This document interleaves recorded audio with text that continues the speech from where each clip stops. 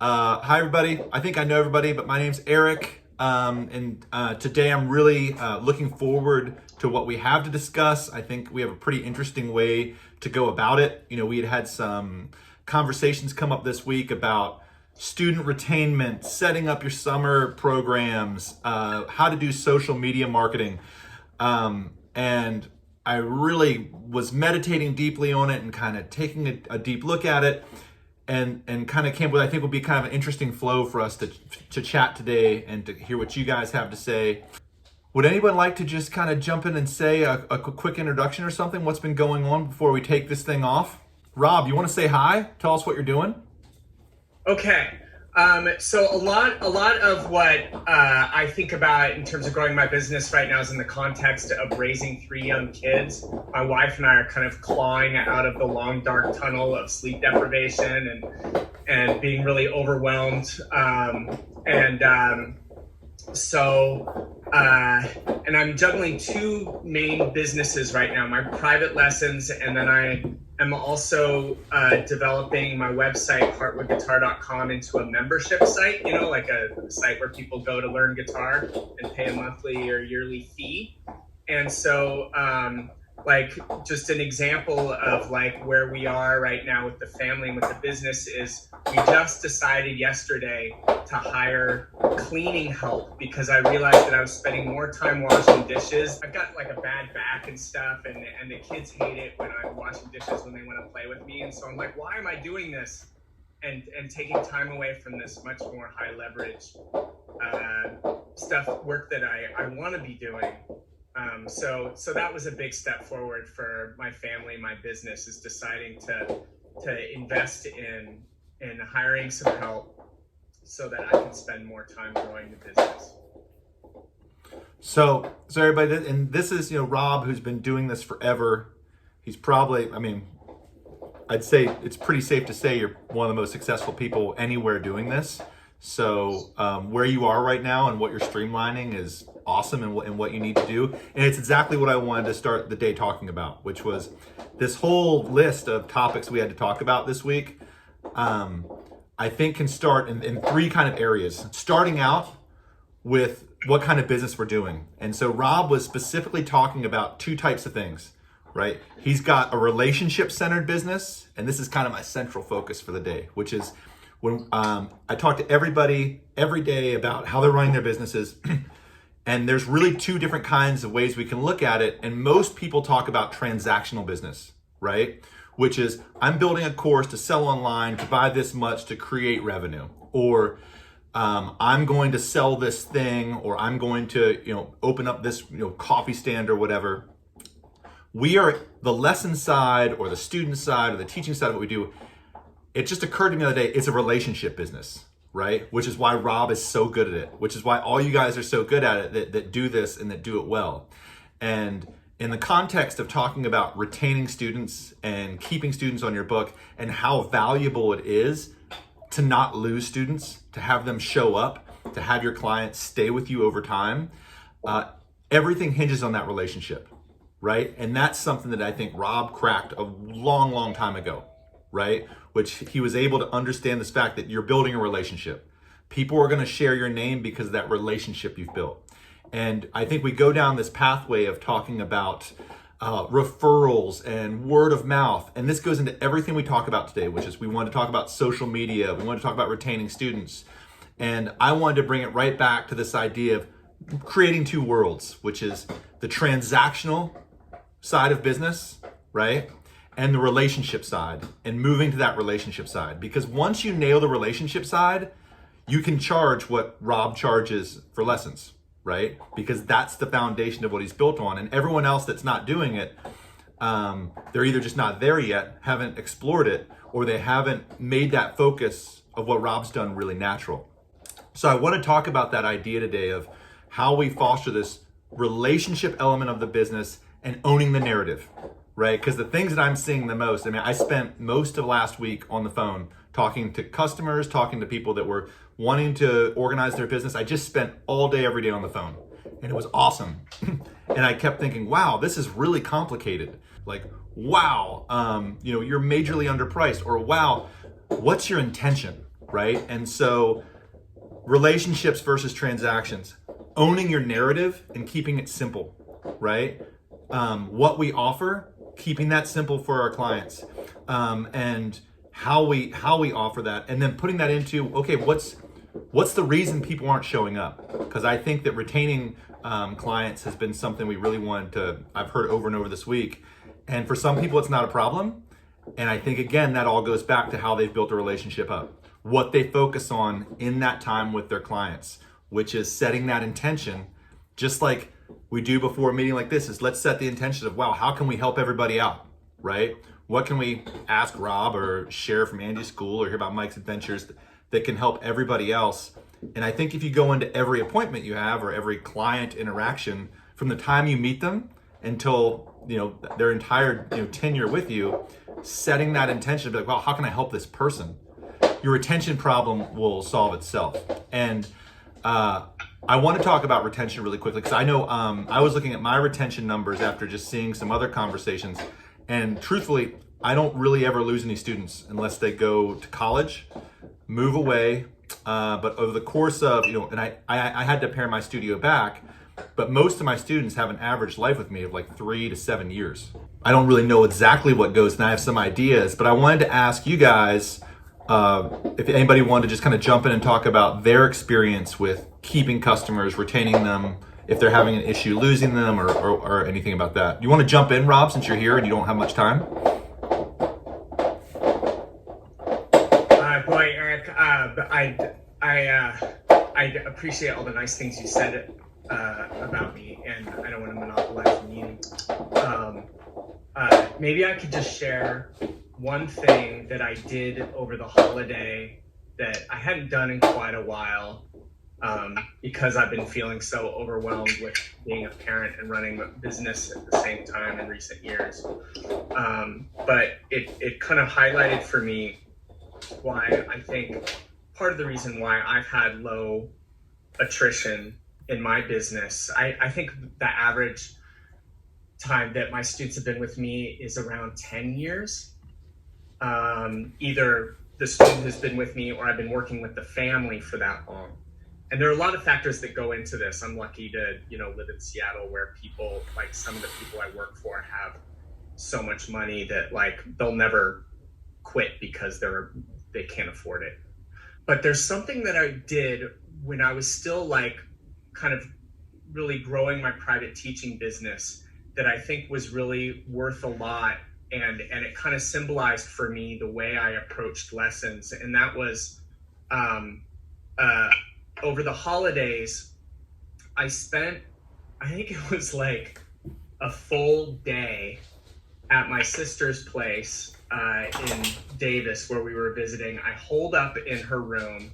Can't believe I spent a day of the holidays when I should have been visiting with my family and doing this. But I wrote personal holiday cards to each of my students, and I really tried to identify like something personal, like specific and unique about that student that I really appreciated, and just really poured on the love. And it was a great exercise for me. Just I don't always like my students, so my students are difficult. So it's a good experience for me to like appreciate students who sometimes it's hard to have positive feelings about. But then, you can imagine what it feels like for a student or their parent to get this card that is really personal and loving.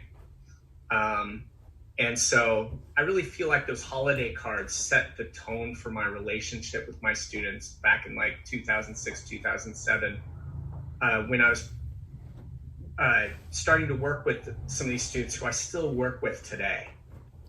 So I'm glad I got back to that this holiday. It took so much time. I think I spent a day and a half on the cards. This time I did it like during work hours, so I wasn't ignoring my family during the holidays, but I'm glad I did that. So anyway, for what it's worth, that was one high leverage activity I did that I think really helps retention.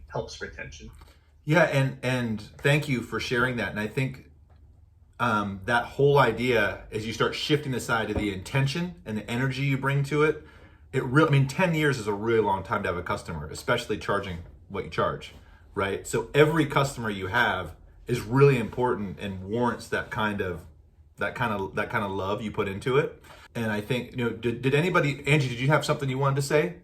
Because I know you have kind of a different deal because you run a school. Yeah. Do you have a thought on that?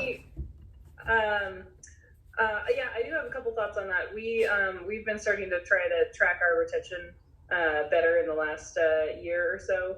On the high end, we have some students that have been with us 6 to 10 years. That's our longest.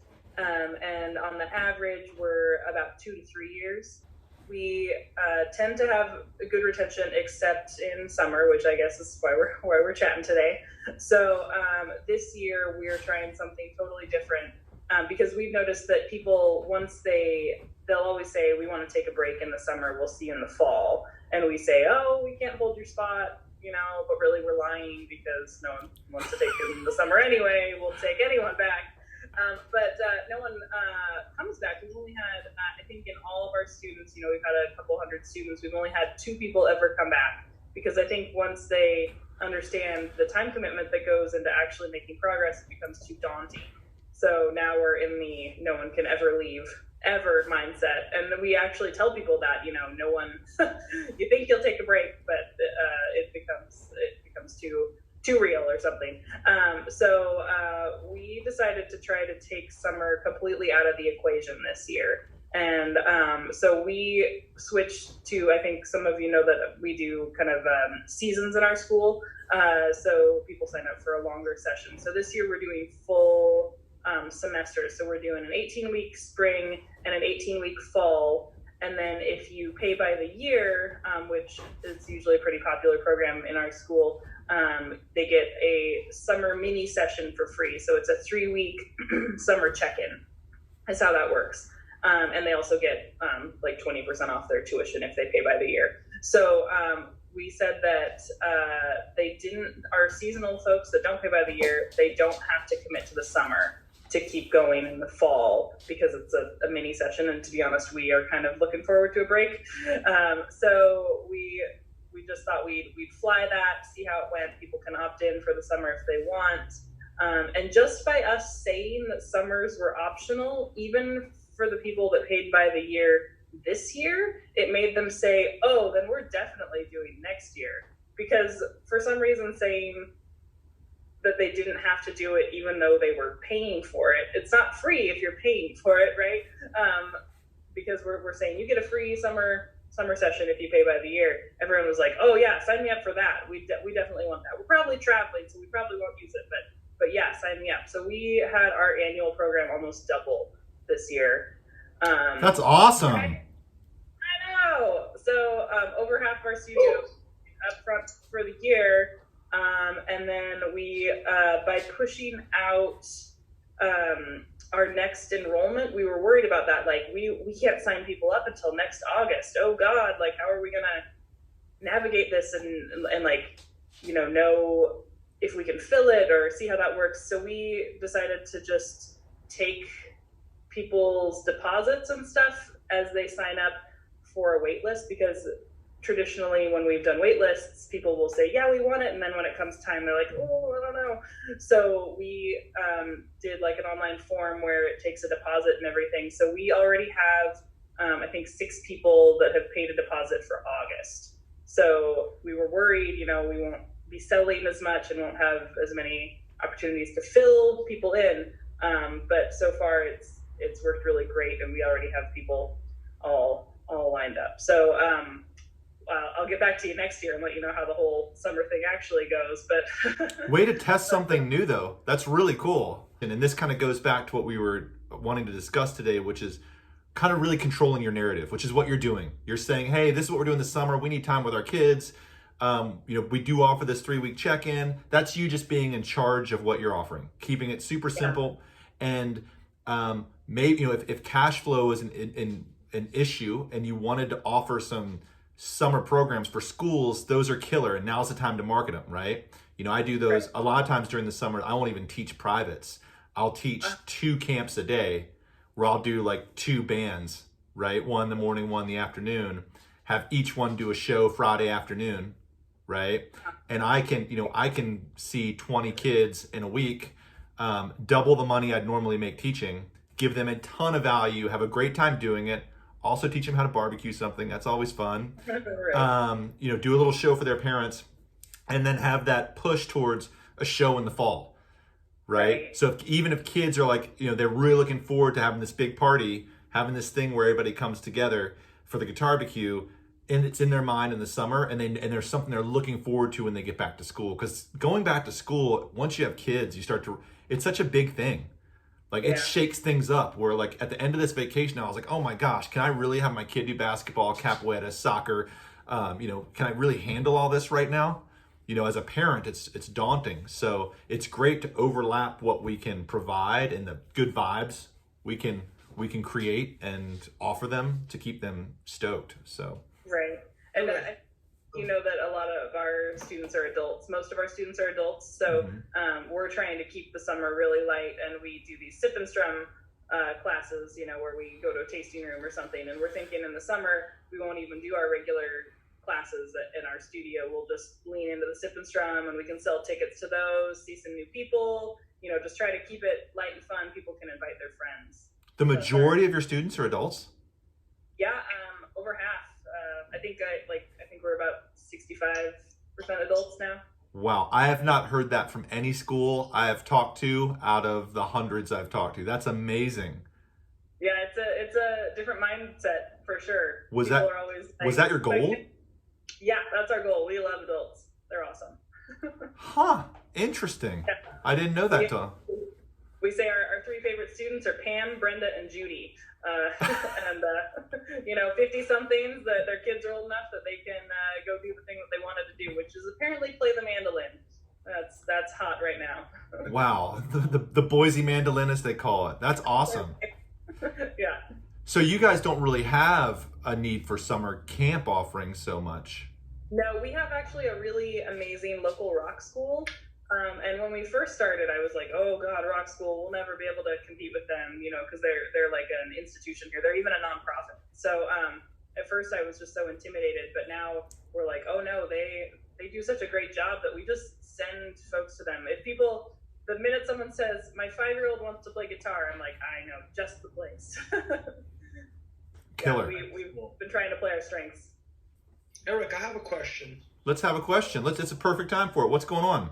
Yes. So, how do I track the quality of my relationships with my students and their families?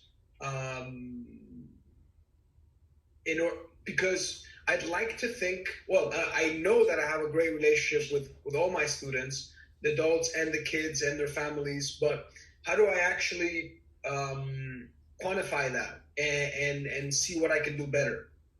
Because I do really agree that it's a relationship game.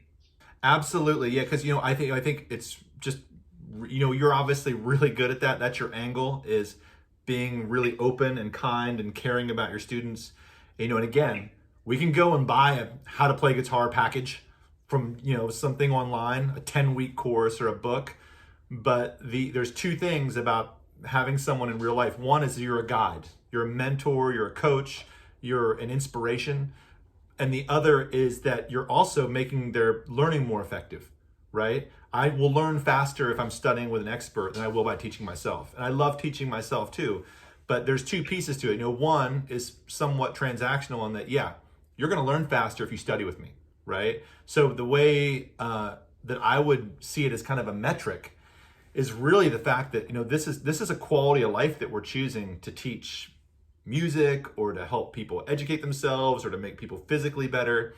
And as long as you're excited about it and they're excited about it and they keep coming, right? This is the deal. And the kind of point I was trying to get to without saying it is, if you have a real retainment issue, which I don't think any of us do, but if you're losing 30-40% of your students in churn every year, there's something missing, right? Yeah. There's something off. And if your clients are pumped, and I wanted to fold this into talking briefly about social media, right? Because social media is such a big marketing tool right now that people talk about so much, and they want to execute it for their businesses. And I spend a lot of time on Instagram and TikTok and Facebook and how people are sharing. If your families are super stoked, right, they're gonna share what you're doing, right? And what you're doing is helping their kids or themselves improve, right? So you posting on what you do great at social media, you posting on social media, the stuff that you're doing is great, but more importantly is you making content for them to post, right?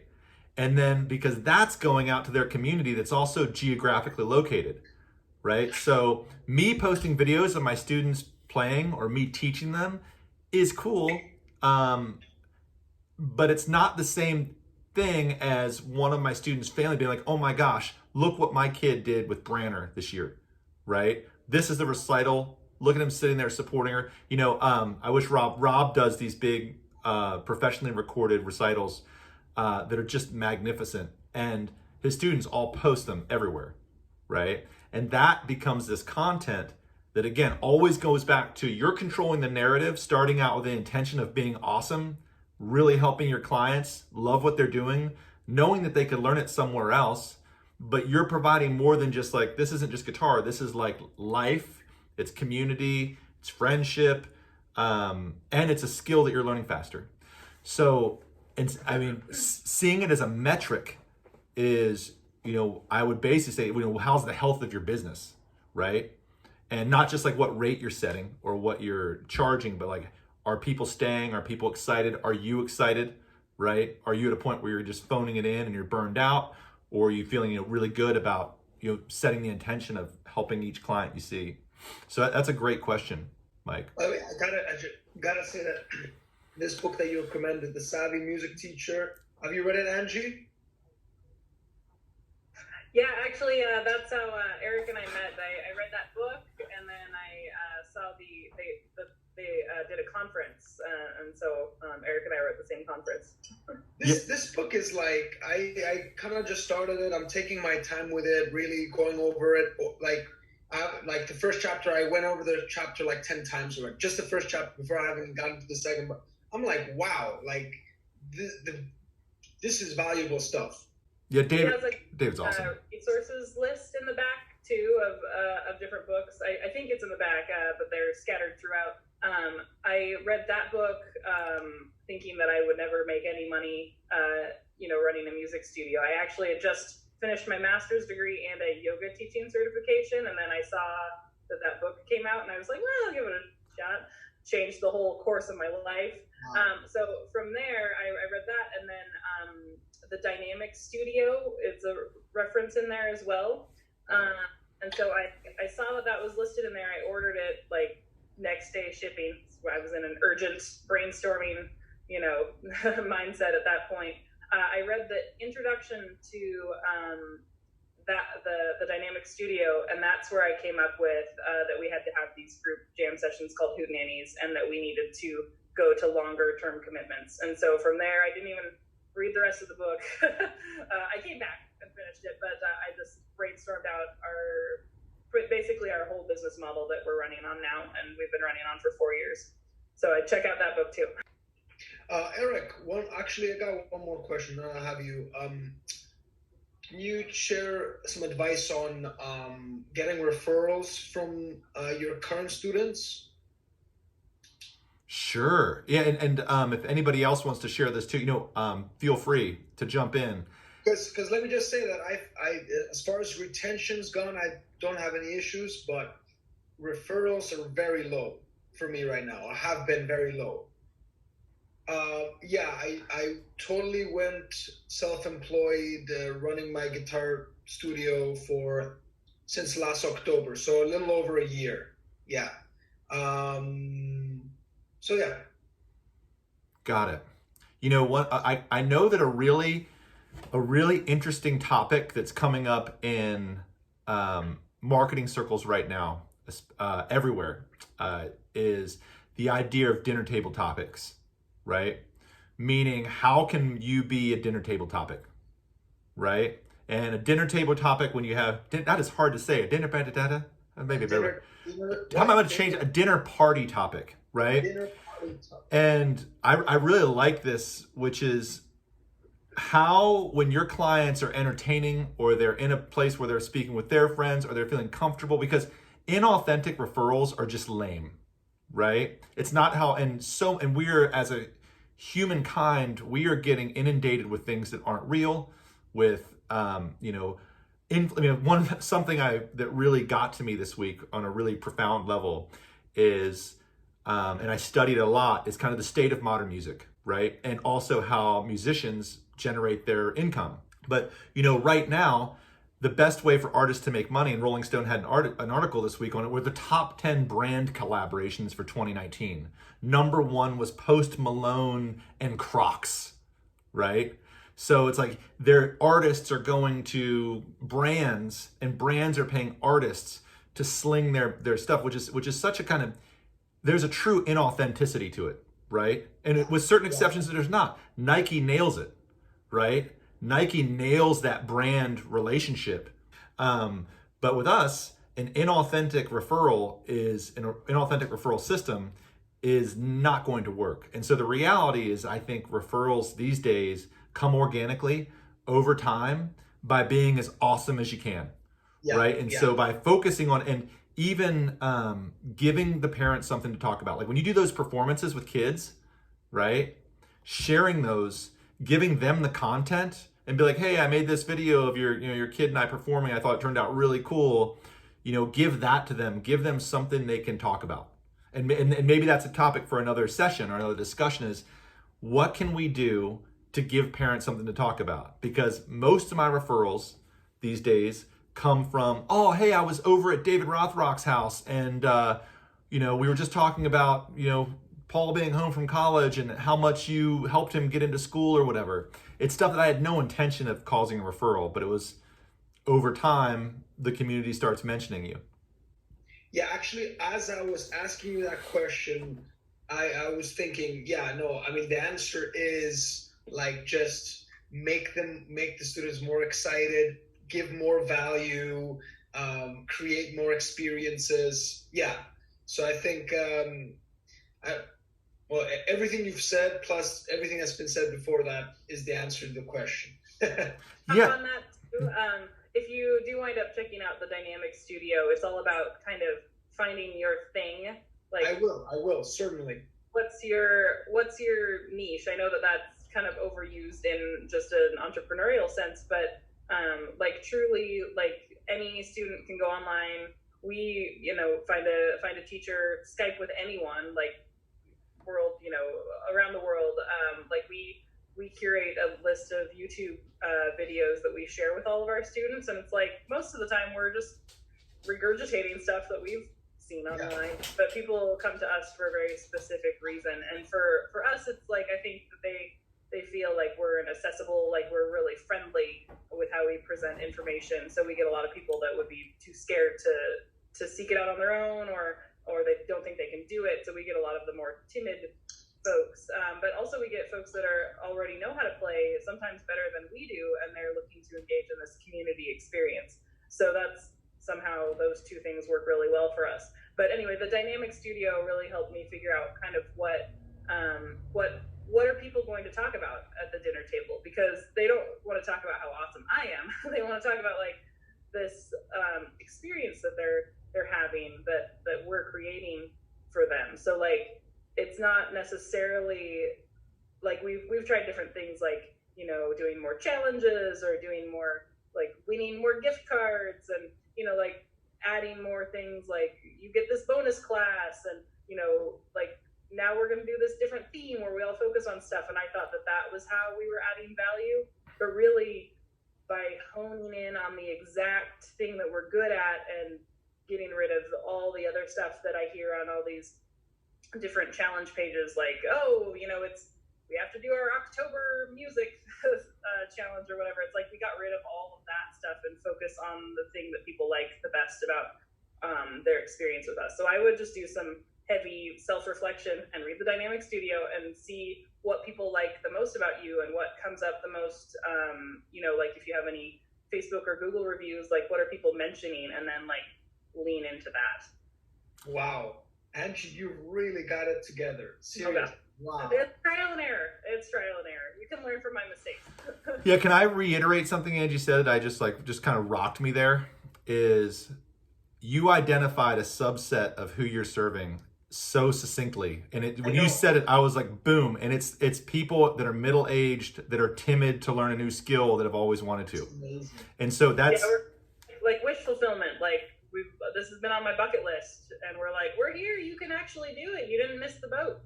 Do this thing. And that simple focus, which is, and me, I mostly teach. I mean, I'd say 60% of my students are children, kind of inverse from you, is the parent is the customer. They're bold. They're going to do whatever they can to get that kid into my studio to start learning. And they're going to keep bringing the student to show up, where you have to keep them engaged. And I think, Angie, you could help. There are a lot of schools. Lenny, this guy that's getting ready to start a school in Florida, he's aiming for that market, but he hasn't named it as succinctly as you, because you brought emotion into it. And it's true. Like I'm learning how to play basketball now because my son's really into it.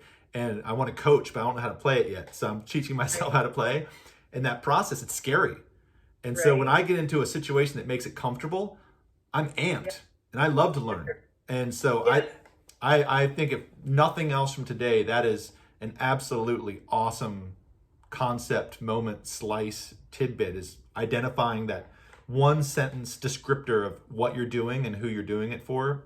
It's beautiful. Yeah, and even if it's not who you would anticipate, or if it's not who you've been told you can sell to, because I hear all the time that we're wasting our time with adults. Like when we were first starting, I would get on these like coaching calls with different folks, and they would say, oh no, you're focusing on the wrong market. You're not going to be able to make it, because think of all these kids, there are way more kids with way more time. And for us, it's like, that's awesome, but that doesn't make us happy. And I think people at a certain point can tell that I kind of want to poke my eyes out, like, at a certain point teaching their kid. And I don't want them to feel that from me. Like that makes me feel yucky too. But people know that I get excited when they come in and they tell me that the flip side of that, like, I learned this song that my kids wanted to play, and I played it for them, and they started dancing, and then that makes me happy. Like I want them to be playing the music that they want, and I want them to be connecting with their families. I don't want to force their kid to do this thing that they might not want to be doing. So to really just kind of dial into those feelings as you're teaching, like who's your favorite student? Why are they your favorite student? And then just find 50 more of them. No big deal. Yeah, and I think this all circles back to two things, which is, and we talk about retaining and owning our narrative, which is by defining whatever our narrative is and what we do. A kid wanting to go to a rock school, Angie could be like, no, she's not trying to service something she doesn't want to do. So by dealing with people that you insert and giving value to people that you want to work with, as opposed to just desperately grasping, right? And knowing yourself, you're more likely to have great retainment. I think it all rolls in together, which is this topic for the week of like intention, doing good work, doing your best work. And instead of thinking in terms of retention, you don't probably think about retention much. I mean, you're tracking it because it's what a business owner does, but that's not your issue, right? So we're more trying to be proactive now. Like we're doing a studio photo shoot on Thursday, and we're just trying to really have our demographic featured, so we can really put them up on the website and things like that, because we still have people visit our website and email us and say, do you teach adults? And I'm like, oh my God. Yeah, we're really not checking the right boxes on our media presence if we're getting that question still. So we're gonna just kind of revamp our marketing, spruce it up a little bit for this year, just to make sure that we're featuring the right folks. So that's another thing too. I would suggest, find the people that are your demographic, and then be sure you're featuring them, because I fall into those traps where I post a lot of pictures of kids on our Instagram and such, just because they're cute. Look at them, they're doing a cute thing. Like, that's awesome. But then people are like, how young do you teach them? So, we need to be mindful that we're sharing enough about ourselves that people can get to know us, but we're also really more heavily featuring the demographic that we want to, be joining us. I agree. I'm Jan. I agree totally. You've inspired me. I'm going to go pick up these books. I'm kind of basically the opposite of Angie's studio, is that I have mostly very little kids. And I found that that's my niche. They're everywhere up until high school age, of course, but I just absolutely adore the like 4, 5, 6, 7-year-old little girls, which probably Angie. Me too. And so then once I found, our town has just had a lot of people move in recently, and so it's just booming. And I had a couple little girls, and then they referred, and then they're all in the same dance class, and their moms are all friends, and so it was just kind of like the hordes of little girls coming, and they're all little best friends. So the recitals are really fun.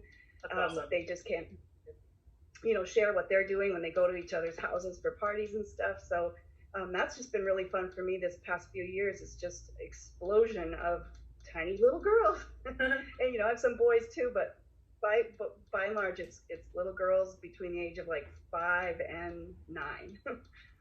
And I love it. If I could jump on that I meant to mention earlier to Mike, is that if you can have a group offering, I don't know if that is your niche and if that's authentic for you to do, but like Jan was saying, they want to be in these groups together, and then that just them genuinely wanting their friends to share this experience with them is a big motivator for folks to sign up. We saw an increase in referrals when we started adding our monthly group classes, because now people are like, oh, well, can I come to this group class with my family, or can I bring my neighbor, and that kind of thing. So a group offering is really awesome, because then people can actually feel like that they're a part of this community, and then they're building their own community with you. Awesome. Excellent. Yep. Thank you. I love the group. Like, for example, we're going to do a snow themed like pajama party actually on a Saturday morning in January here, where they get to wear their pajamas, which they're all super excited if you can wear your jammies somewhere that you're not normally wearing them. And then, but sit together, we'll do a lot of musical stuff, and then end up watching the Snowman movie, which is, that just animated thing, but all music background. And I'm just putting together like worksheets, and there's different stuff they can do based on that. And Jan, Fun. I want to take lessons with Jan. no, right? Pajama party. no, it's going to be a lot of fun. Which is Eric. yes. Eric, is that an American Strat in the background? Since Mike asked, I got to tell you the story. So this guitar, right? Pretty awesome. Look at that bridge. It's a gorgeous bridge. Well, so the story behind it is I'm a Strat guy, guys, so that's why I'm. so the guitar builder is a guy named Ron Kern, who was Roy Orbison's guitar tech. And Ron Kern was so bummed out when Fender sold to CBS and became a big corporation, he went off into the woods in Florida and started building guitars by hand. But the story behind this guitar, which is so awesome, aside from the fact that this paint is the same paint that they used on a Thunderbird in 1966, like a nitrocellulose paint. The way I got this guitar is about 5 years ago, this studio, no, it was longer than that, 7 years ago, I was on vacation and everything I owned got stolen. All my guitars, my surfboards, all my amps, I came home, everything was gone, cleared out, right? The same home you're at right now? In this is my studio. It's a separate building, but I lost everything. And I was like, wow, that's a major bummer, but it's still just stuff. It's not like losing a human or something. And so I had this kind of search for my instruments, and they all started coming back, right? And so, and I got most of my guitars back. But when I got back, I was at a friend's house for dinner because I was out of town. I was at my parents at a family reunion when I found out all my guitars had been stolen. I was like, oh, what a bummer. I come home. I'm at a friend's house for dinner. Most of my guitars are back at this point. It's already a cool story. 100 people show up into this house. It's everybody from my community. Someone had passed around the word that my guitars had gotten stolen, and like 100 families got together to buy me this guitar.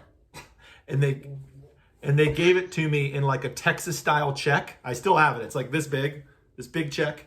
And they're like, Branner, you can't track this. You can't give the money back. We know it was a bummer situation, so we all went in to buy you your dream guitar, which is something I've wanted forever. And I was like, man, I didn't even say thank you. I was so shell-shocked.